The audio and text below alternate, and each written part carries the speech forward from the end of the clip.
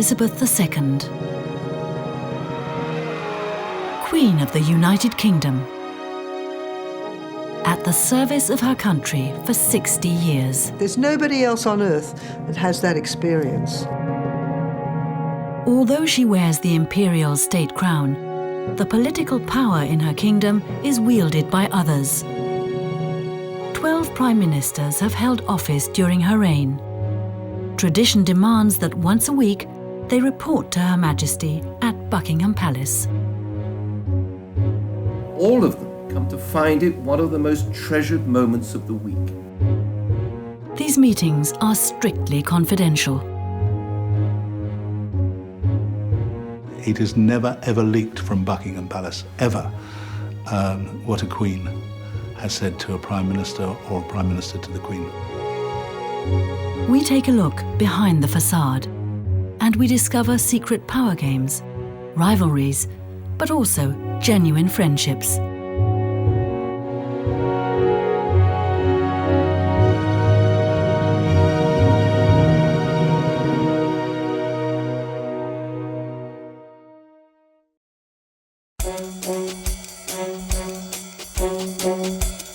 The British love their Queen. Maybe because she doesn't talk much. Certainly not about politics. I'd love to get inside her head because she has known every statesman, every leader, every head of state, every prime minister, every president for 60 years. It's amazing. It's often said she's never put a foot wrong, and that is true. But she has understood the importance of silence, of not expressing her opinions, of not reacting. Number 10 Downing Street is the headquarters of Her Majesty's government. From here, the Prime Minister starts every week on a little business trip. A mile away is Buckingham Palace. Here, he's expected for his weekly audience with the Queen. It's been a tradition for the last 300 years. The Queen has already met 12 Prime Ministers. The first was Winston Churchill, a paternal friend. Her relationship with Prime Minister number 5, the Labour lefty Harold Wilson, was particularly close. At the end of the 70s, we see the first female Prime Minister, Margaret Thatcher, the Iron Lady. Equally difficult was her relationship with the young Tony Blair. Neither he nor her latest Prime Minister, David Cameron, had been born when she held her first audience in 1952. We, the rest of us in Britain, love this. We love the idea that once a week, the Prime Minister, even if we voted for him, has to go and bow the knee to somebody. That's his greatest significance of all, that once a week, the powerful Prime Minister with all his connections and everything has to go and give an account, has to literally bow the knee to somebody who represents something bigger than him. So Prime Minister's job is a tremendously pressured job, a tremendously lonely job, and to have someone who can be dispassionate and objective and give you advice and warning and encouragement at times, that can be invaluable for you.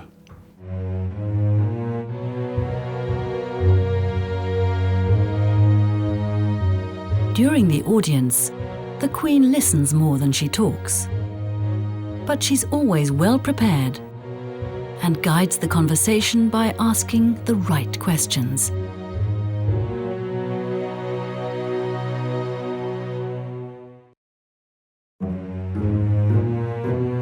During her youth, Elizabeth spends many carefree summers in the countryside.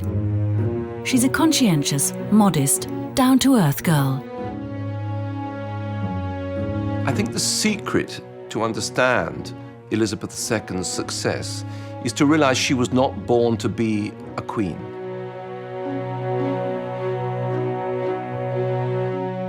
For the first 11 years of her life, she was royal.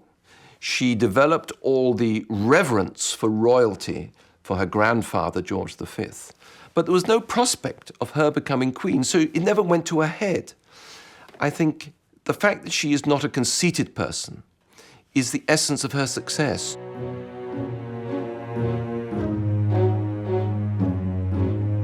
Suddenly, in 1936, her grandfather, whom she actually called Grandpa England, died, to be succeeded by Uncle David, as she called him. That was King Edward VIII. And within months, King Edward VIII is wanting to marry an American divorcee. He's being thrown out of his job by the British people. Who's to take his place? The stuttering George VI. He had an enormous respect for the monarchy, and the constitutional monarchy in particular, and that's what he inculcated into his daughter.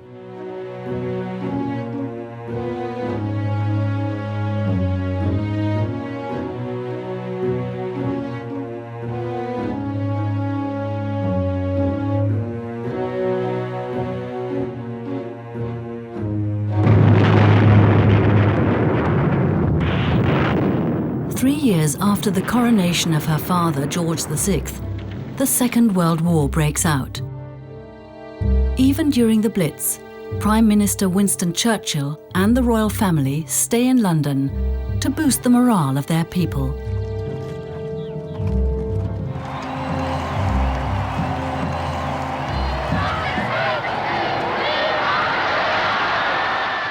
During the victory celebrations on the 8th of May 1945, 1 million Britons celebrate Elizabeth's family and their Prime Minister. The close relationship between her father and his people impresses her so much that she makes a solemn vow on her 21st birthday. I declare before you all that my whole life, whether it be long or short, shall be devoted to your service and to the service of our great imperial family to which we all belong. Soon, on February the 6th, 1952, she has to fulfill her pledge. Her father dies of lung cancer. Elizabeth cancels a holiday trip. Winston Churchill greets her back home. Everybody who lived through it will remember the moment when the door opened and this young girl appeared at the top. The first time, really, of many occasions in her reign, that she brought reassurance to the country.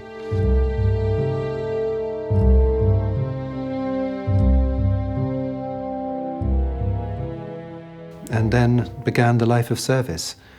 But she was probably better prepared for it than other girls of sort of 25 would have been, because she is such a dutiful person and she always wanted to do her best, but it can't have been easy. Out of respect for her father, Elizabeth waits 16 months before she is finally crowned on the 2nd of June 1953. She's been conscientiously preparing for this moment. She's worked on state papers for months. 3 million spectators cheer the young woman, who at this moment becomes Queen of the United Kingdom and of 15 other countries. Her old friend Winston Churchill becomes her first Prime Minister.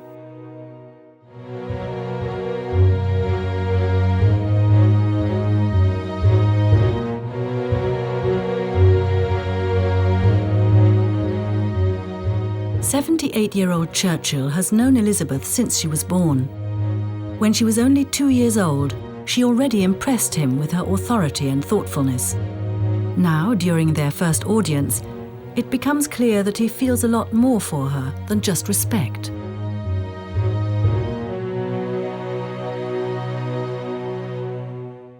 I think there's a sense in which all the Queen's prime ministers have been in love with her to a certain degree, but it was most overtly displayed by Churchill. He made no pretense at it. There were tears in his eyes when he welcomed her. Sentimentally, he loved the comparisons with Queen Elizabeth, with Queen Victoria, and the fact that this would be a sort of last act in his life. I think the Queen valued my grandfather's experience And he, of course, loved the Queen, and he did love her. I mean, he really, she aroused in him all his romantic ideas of sovereignty and monarchy, and the new Elizabethan age, which he referred to. But they also have their differences. Churchill has fought 5 wars for the empire, and he wants to retain Britain's global supremacy by force, if necessary. Elizabeth, on the other hand, favours a loose confederation of states. 5 months after her coronation, she embarks on a world tour to promote the Commonwealth. Churchill doesn't think much of this idea. My grandfather was a child of a Victorian empire, and you wouldn't expect him, I think, to be overjoyed, probably. But he was a pragmatist, Churchill, and he understood the movement of events and history and time. But unlike his young queen, Churchill has difficulties adapting to Britain's new role in the world. He doggedly fights against the dissolution of the empire, and he's increasingly plagued by depression. My grandmother tried very hard to get him to retire after the war and to end his political career in a great wave of glory. But he couldn't. He was like an old warhorse, you know, he couldn't give it up. Then Churchill has a stroke. Officially, he says that he suffers from exhaustion, but Elizabeth knows the truth. She must have been very moved by the occasion because, you know, this was her first Prime Minister. She had known him all her natural life. And it was the end of an era. The end of an era, as you say, the end of, you know, looking back on the end of the empire, in a way, a signal era, end of an era. On April the 4th, 1955, Churchill invites his Queen to a farewell dinner at Downing Street. 3 days later, he leaves office.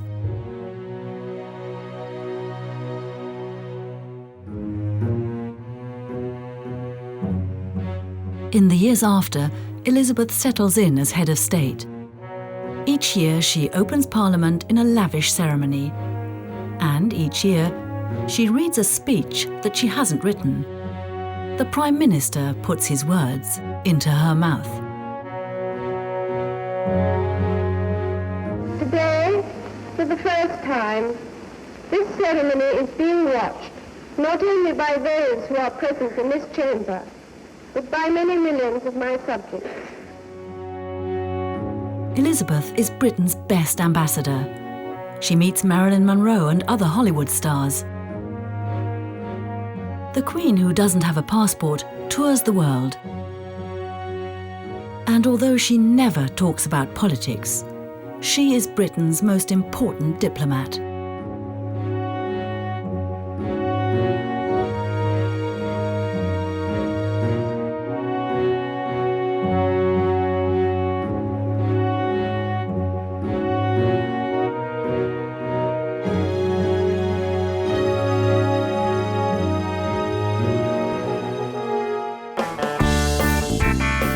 Back home, her kingdom is in upheaval.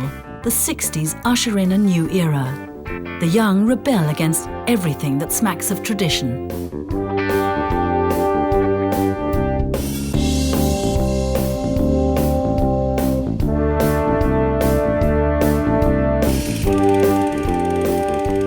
After decades of conservative rule, the Britons want somebody who's a bit more modern. The new Prime Minister is called Harold Wilson, the Labour Party leader.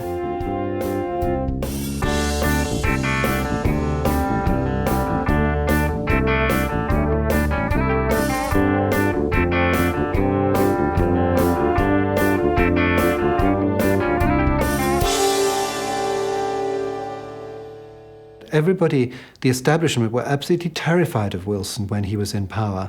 I mean, what was he going to do next?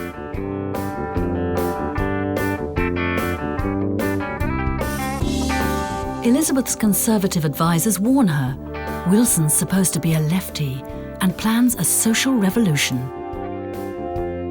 There was quite a lot of trepidation in Buckingham Palace as to what this chap would be like. But to their surprise, they found that Wilson himself was quite a monarchist, a royalist. Elizabeth's advisers forget that Harold Wilson is not only the leader of the Labour Party, but also an Oxford Don. Elizabeth enjoys chatting with him. Wilson, I think, was the first to treat her as an equal and not look down on her, and certainly to make it clear that he wasn't looking down on her.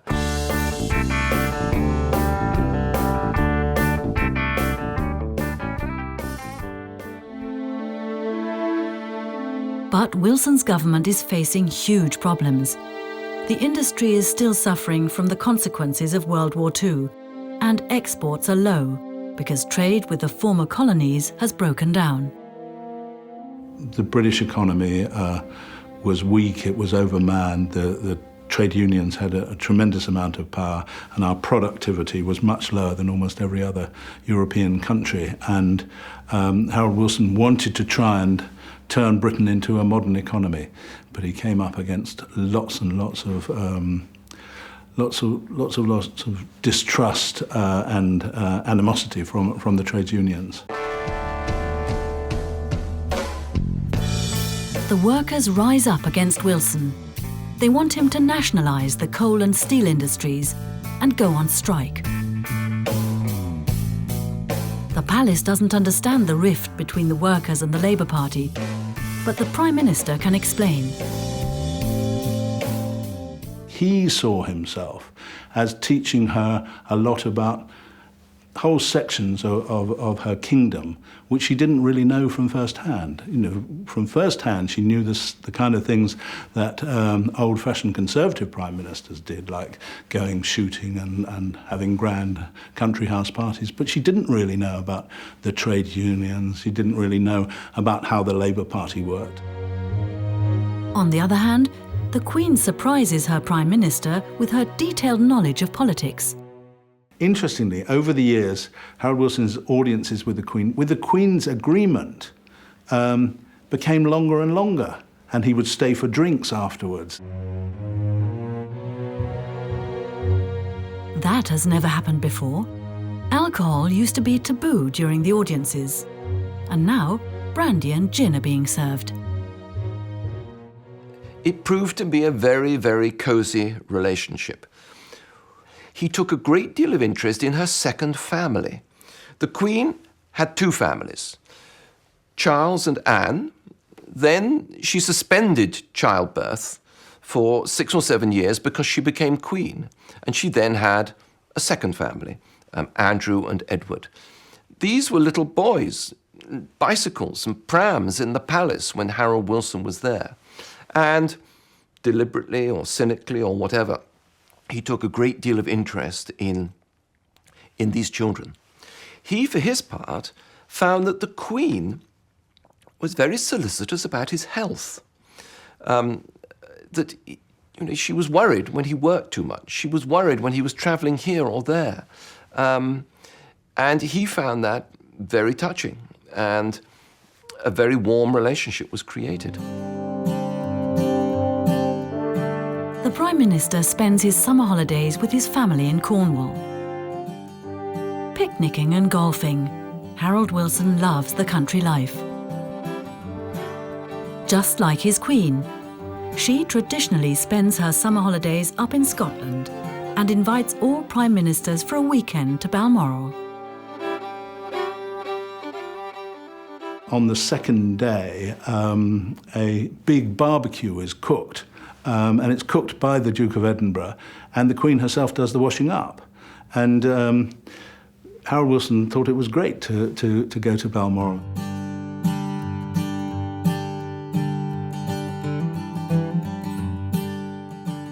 There's a paradox here, because Wilson loved the traditional way of life of the royal family, at the same time that he and his party were changing it. Homosexuality gets liberalised, divorce gets liberalised, abortion gets liberalised. immigration, of bringing people from other countries. That gets liberalised in all sorts of ways. Britain becomes modern under Harold Wilson.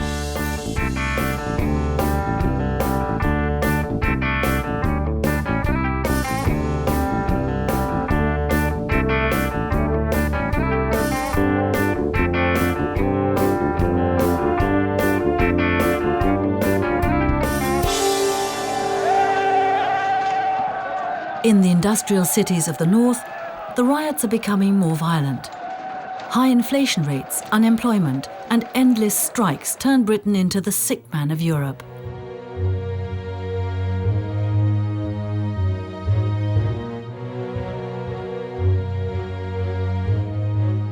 In March 1976, after 8 years in power, the exasperated Prime Minister requests a private audience with the Queen.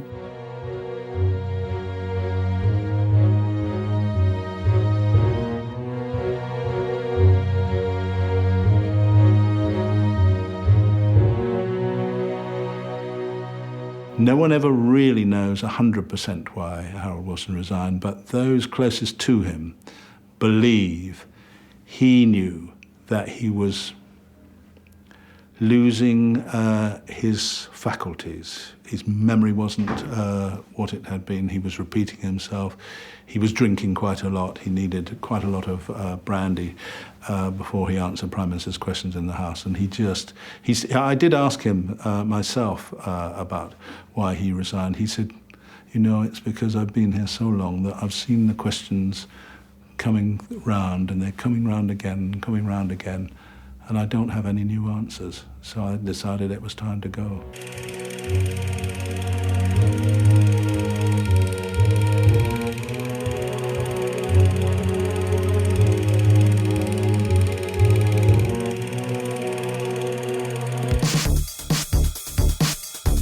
Over the next 3 years, an ambitious grocer's daughter from Lincolnshire fights her way to the top of the Conservative Party.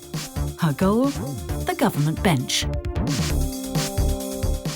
Margaret Thatcher became Prime Minister in 1979, and she was determined to confront what she saw as the enemies within, the enemies of the state, by which she largely meant the trades unions, and to try and crush union power. And the scene was set for bloody confrontation. Yes, I am an Iron Lady. After all, it wasn't a bad thing to be an Iron Duke. Margaret Thatcher's arrival at Downing Street is the result of hard work. The advertising agency Saatchi & Saatchi designed her campaign. She employed a style consultant and a voice coach. She leaves nothing to chance. Well, she was talkative, incredibly argumentative, loved arguing. Fierce in argument, respected people who stood up to her and argued with her. Extremely well organised, punctual, did her work overnight, you might say an official's dream.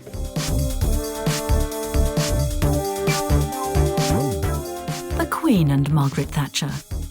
The state opening of Parliament in 1979 sees two women who are both the same age, equally ambitious and status conscious. A catfight is inevitable. Britain was unique in these years. We had a head of state and a chief executive who were both female. Stuffy old Britain was ahead of the game in this sense. And you have these two women, a woman who loved confrontation, that's Mrs. Thatcher, with a woman, the Queen, who'd do anything to avoid an argument. I mean, one of the reasons the Queen is a successful constitutional monarch is that she much prefers to agree than disagree. She hates a row. I don't think that the Queen and Margaret Thatcher hated each other, but I think there were lots of elements, certainly in the early days of their relationship, where they rubbed each other up the wrong way. Margaret Thatcher immediately deregulates the financial markets. The stock market is booming. A free market means wealth for all, she says. And she boosts the economy by privatizing state enterprises. Meanwhile, Meanwhile, the gap between the rich and the poor widens. The ladies not for turning.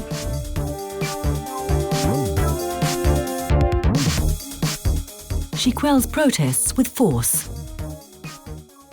There was more social unrest, riots, strikes, and lack of social cohesion under Margaret Thatcher than at any other time, partly because she felt she had to grasp the nettle, and her style was confrontational. And there is evidence that the Queen herself was deeply unhappy about what went on for a lot of the time under Mrs. Thatcher. Whenever she goes to see the Queen, she reverts to the grocer's daughter. Thatcher always arrives a quarter of an hour too early for her weekly audience. And every week, the Queen lets her wait for 15 minutes.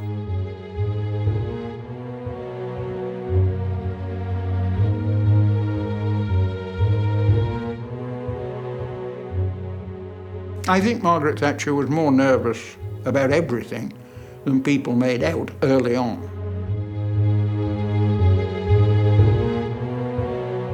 Margaret Thatcher was extremely respectful of the monarchy.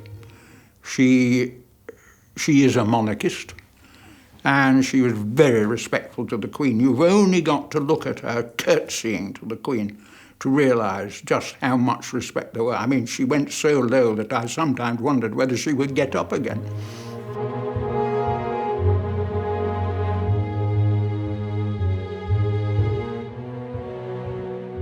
But Thatcher's curtsies don't impress Elizabeth.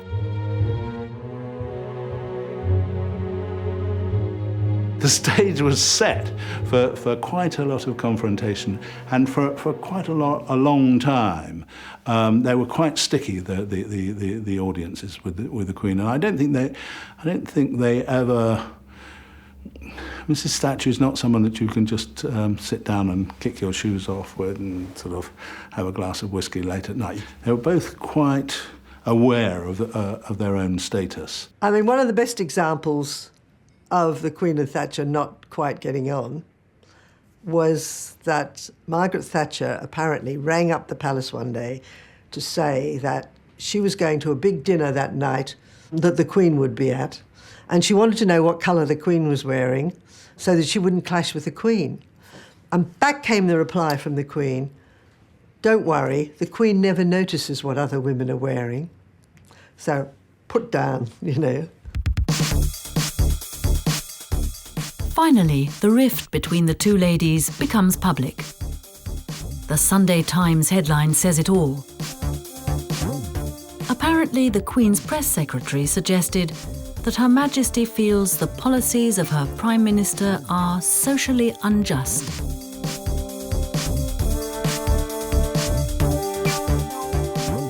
Thatcher's advisors are horrified. Elizabeth responds immediately and sorts out the matter in her own way, quickly and discreetly.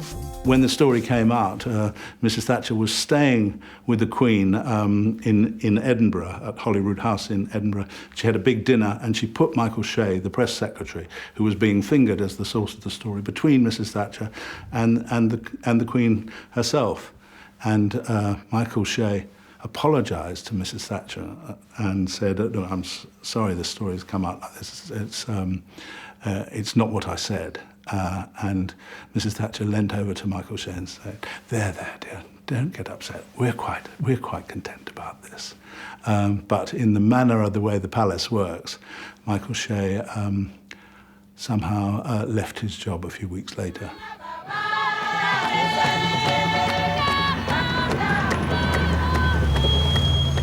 The two ladies also disagree on foreign affairs. The Commonwealth countries want Thatcher to take a stance against the apartheid regime in South Africa. But the Prime Minister doesn't want to be bothered with the problems of the Commonwealth. The black African countries were fed up with white Britain effectively supporting, slowing down the sanctions. And they knew that Margaret Thatcher was part of this. She had actually delayed debates, stopped debates in the British Parliament about sanctions. Against Thatcher's will, Elizabeth travels to a meeting of Commonwealth countries, effectively supporting their claims. Thatcher must give in and is forced to the sidelines.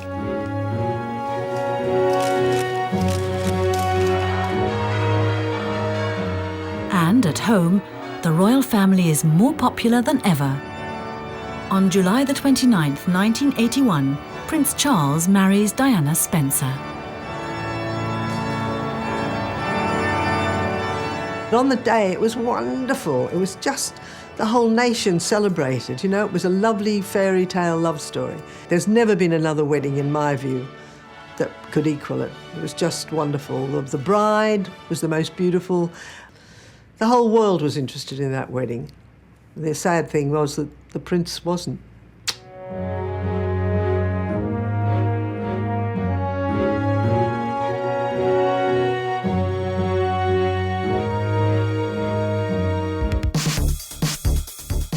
Thatcher's popularity is sinking as she introduces the poll tax.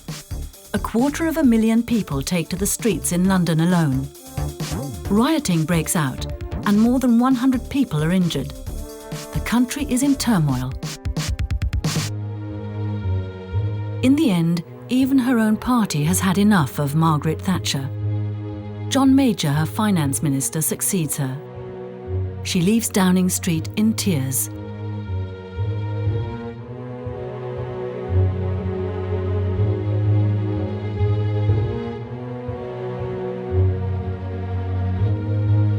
In this difficult time, Elizabeth is showing sympathy towards her beleaguered Prime Minister.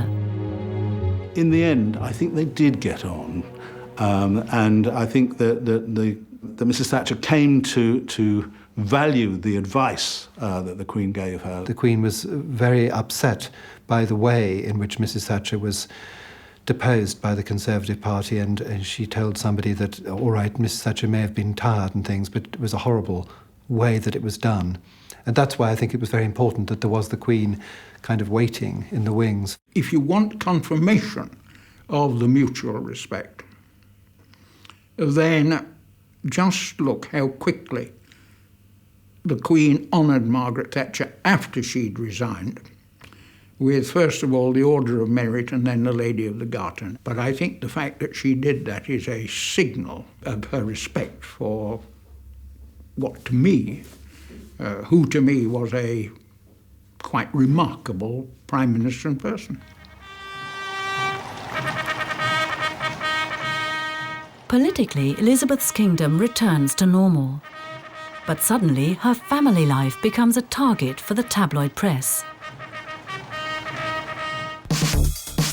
In 1992, her son Andrew and his wife Sarah separate, and then Charles and Diana's marriage breaks down. The poor Queen, you know, I was thinking, gosh, she's been on the throne a long time and now it's all falling apart. She was called the mother of a dysfunctional family. They all thought that, you know, it was her fault that her children had bad marriages. I mean, the monarchy was under threat because people thought, well, what's the point of having a monarchy like that? You know, they're all scandals going on all the time, and it was just a disaster. And then suddenly in December they announced that Charles and Diana would separate. Everybody thought, God, what else can happen? It's terrible. And then suddenly Windsor Castle burst into flames. It was on fire. An electrician left some hot object around and it set fire to the curtains, and then the whole place went up. And in a funny way, although it was another disaster, it gained some sympathy for the Queen. They thought, oh, the poor woman, what else can go wrong, you know? During a reception in November, the Queen admits that she is shaken. 1992 is not a year on which I shall look back with undiluted pleasure. In the words of one of my more sympathetic correspondents, it has turned out to be an annus horribilis.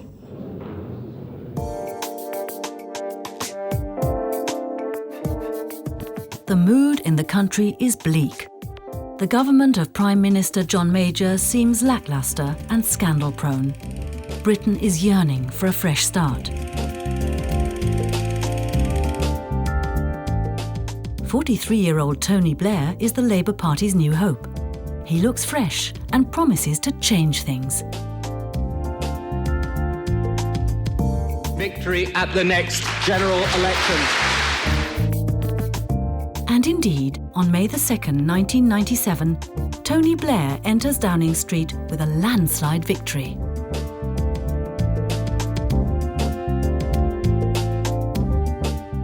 Blair came into office with an enormous majority, so I think it would have been quite natural that the palace might have been a little bit scared as to what he was going to do with it, as it were. And, you know, he was very, very cocky when he started out. He walked to the state opening of Parliament holding his wife's hand, which made the state procession look slightly sort of antiquated, or at least that was the impression. It was all New Labour, it was always, you know, cool Britannia, it was all... Everything was going to change, things were going to apparently get better.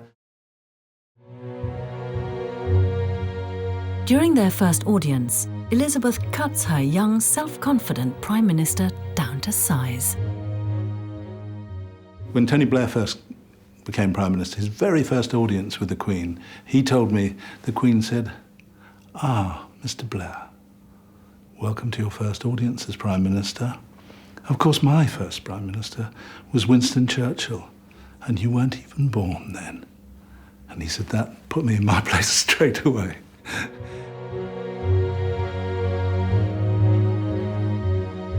However, after a while, Tony Blair seems to enjoy the audiences with his Queen, but large sections of his party think the monarchy is out of date. His own approach to the monarchy was a little schizophrenic, because for the Labour Party, it was important to demonstrate to many of their supporters that they were a modern party who were not overly overawed by traditions and by institutions such as the monarchy.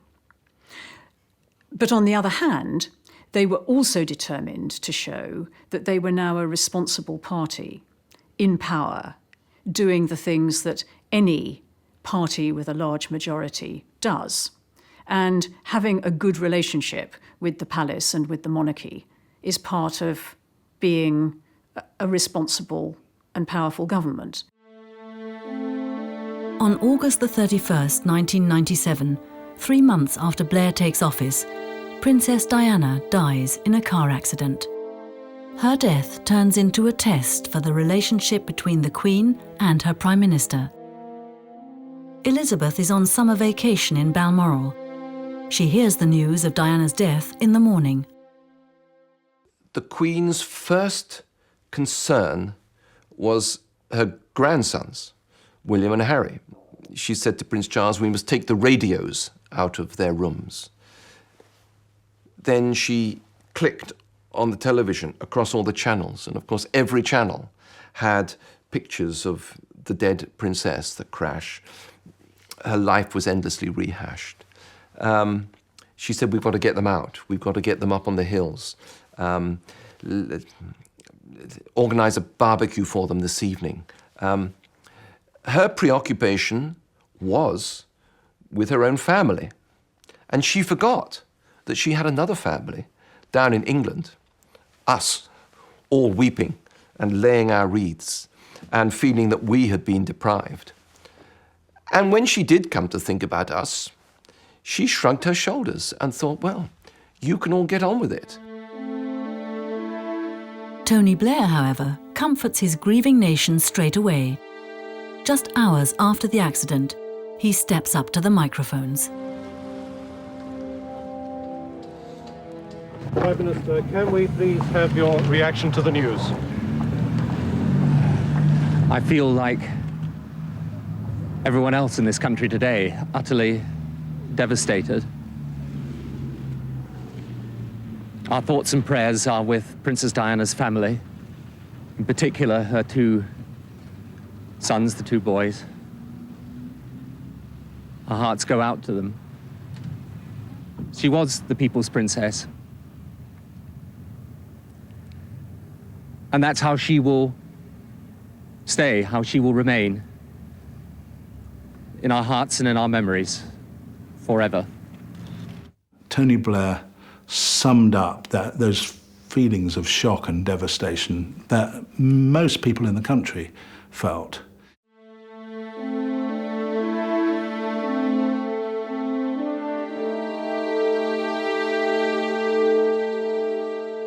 The grief over Diana's death turns into rage against the silent Queen.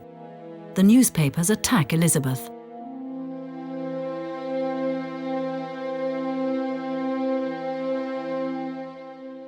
The extraordinary emotions that came out in the country, the gap between that and the way the royal family seemed totally standoffish and everything like that. And Blair did advise the Queen via Prince Charles as to how she, the Queen, should behave. And he'd only been Prime Minister for about 3 months. To be advising the monarch as to how she should behave towards her own people was quite a tricky thing. The Queen and her Prime Minister confer every day. He urges her to address her people.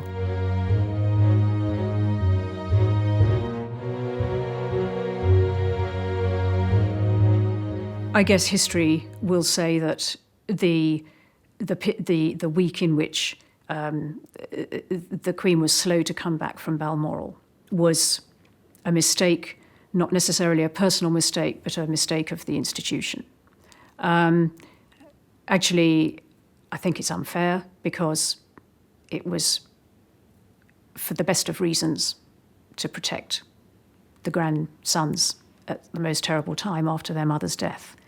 But history judges harshly, and that will be one of the judgments.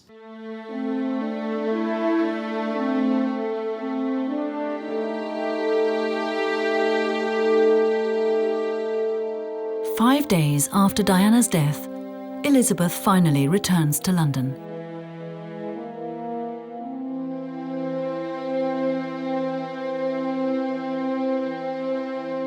The atmosphere changed at that moment as she came back. And she and the Duke of Edinburgh walked amongst the crowds and looked at flowers and then came into Buckingham Palace. And I remember when they came inside, I was there with the group of people sort of meeting them. And we were all talking, and they were in some ways as puzzled as everybody else with what had happened, with the phenomenon of so many people. Downing Street and the palace agree that the Queen must make a speech showing that she shares the grief of her people. The Queen's private secretaries mull over the wording. Just at the last minute, they sent it to Downing Street, not for approval, but to see if they had any ideas. And it was Campbell who diffidently suggested, on Tony Blair's behalf, could Her Majesty perhaps say, speaking as a grandmother? And they grabbed it. So what I say to you now, as your Queen and as a grandmother, I say from my heart. First, I want to pay tribute to Diana myself. She was an exceptional and gifted human being. In good times and bad, she never lost her capacity to smile and laugh, nor to inspire others with her warmth and kindness.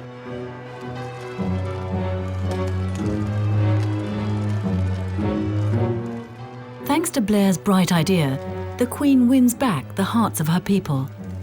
But her relationship with the Prime Minister remains difficult. At her 50th wedding anniversary, Blair blabs about the highly confidential audiences. For a moment, Elizabeth loses her eternal smile.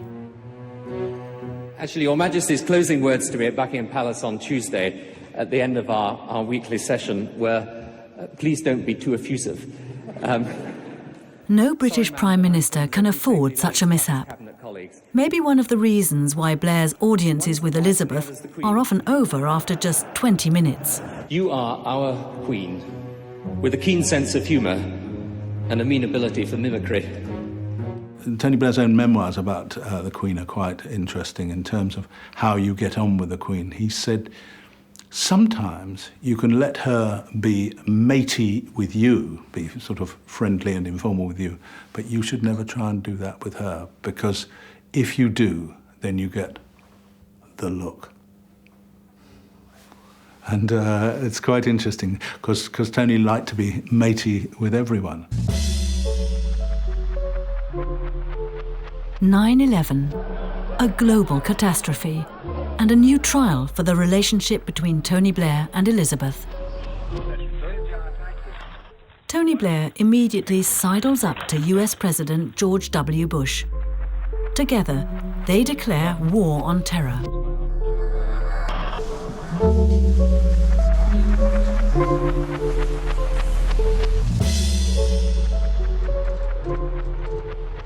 Tony Blair sends 46,000 soldiers to fight in Iraq. As head of state, Elizabeth feels responsible for them.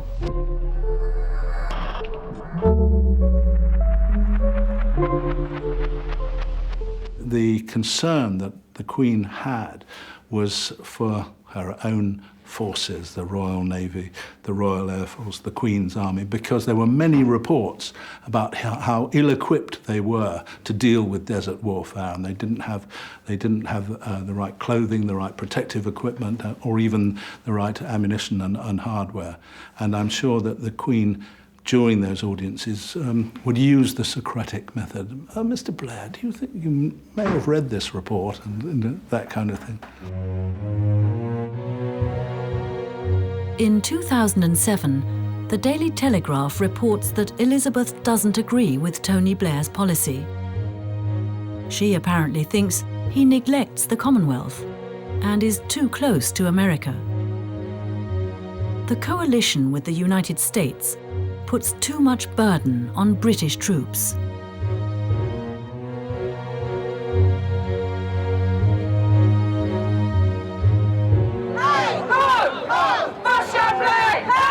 And her people raise their voices in protest against Blair's war on terror.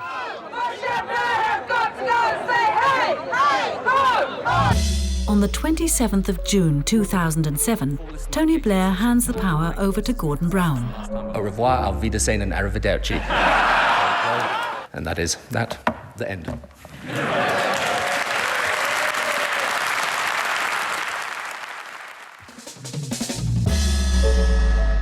He vacates Downing Street and makes room for his successor. The farewell is simple. The Blairs simply disappear to their Sedgefield constituency.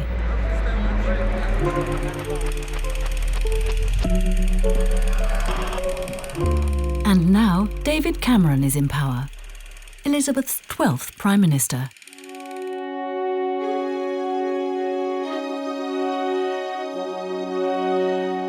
When he was born, she had already been Queen for 14 years.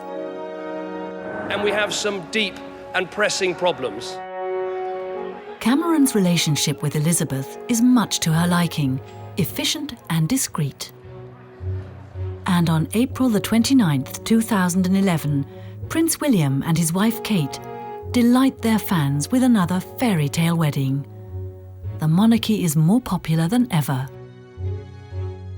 Her greatest success is her continuity, her ability to move with the times and not look like a fusty, fuddy-duddy old reactionary. On the other hand, could she have moved a little bit more? Could she have seemed a little bit more human? But the great Victorian constitutional historian Walter Bagehot said, "Be very careful. Don't let daylight shine in on the magic." And it's a very, very difficult balance. And I think she's let some daylight shine in, and it hasn't spoilt the magic.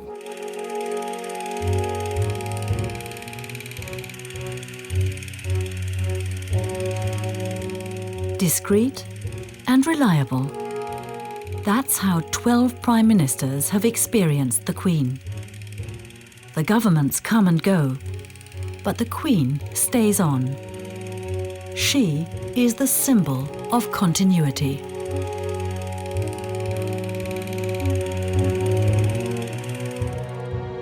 During the past 60 years, the Queen has held nearly 3,000 audiences with her prime ministers. No one has more experience in office, and no one talks less about it. The Queen herself has only ever once talked publicly, very briefly, about the audiences. And she said, I've had quite a lot of prime ministers since Winston. Some stayed longer than others. And I think when they come to this audience, they can unburden themselves. They can really tell me what's going on. And I feel, she said, I'm like a sponge. It all goes in. Some goes out of the other ear, but none of it ever comes out in public. It's all there, and I remember. Elizabeth's power lies in her acts, not in her words. My lords, pray be seated. She has never openly meddled with politics. My government's legislative programme. But every Prime Minister knows, governing with Queen Elizabeth is smart. Governing against her is impossible.